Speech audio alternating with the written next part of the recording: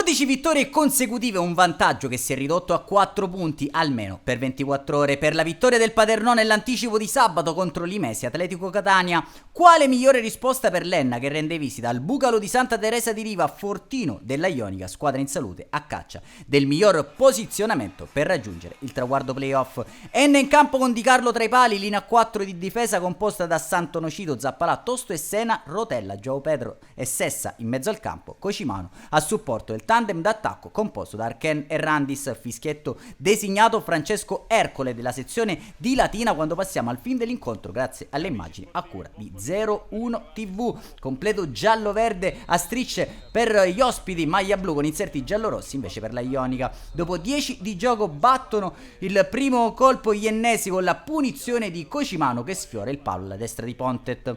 Un minuto più tardi, sugli sviluppi di un corner, il difensore ennese Tosto calcia a rete in girata, ma Pontet riesce a deviare sul palo il pallone prima che la retroguardia Santa Teresina liberi l'area di rigore. Gran riflesso dell'estremo difensore locale.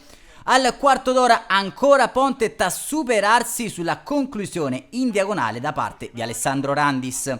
2 minuti più tardi è Cocimano a lavorare un buon pallone cross sul secondo palo dove Randis cerca di sorprendere Pontet con un colpo di testa che sorvola la trasversale. 18esimo Santa Teresini pericolosi con Mena che da dentro l'area di rigore di sinistro calcia forte con il portiere in uscita, pallone che sorvola la trasversale ai pali.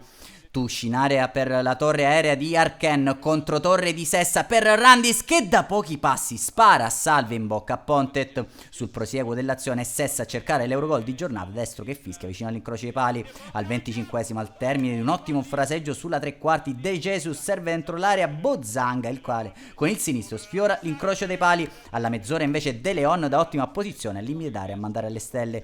Primo cambio forzato per mister Campanella al minuto 42 con Zappalà costretto ad alzare bandiera bianca al suo posto dentro Marco Rossi. Primi 45 di gioco che vanno in archivio sul parziale ad occhiali, ancora 0-0. Passiamo con le nostre immagini al fin della ripresa. Dopo 7 minuti al rientro in campo e le due formazioni sugli sviluppi di un corner, Rossi rimasto in area avversaria prova a sfruttare la torre di Randis. Pontet allunga il corner.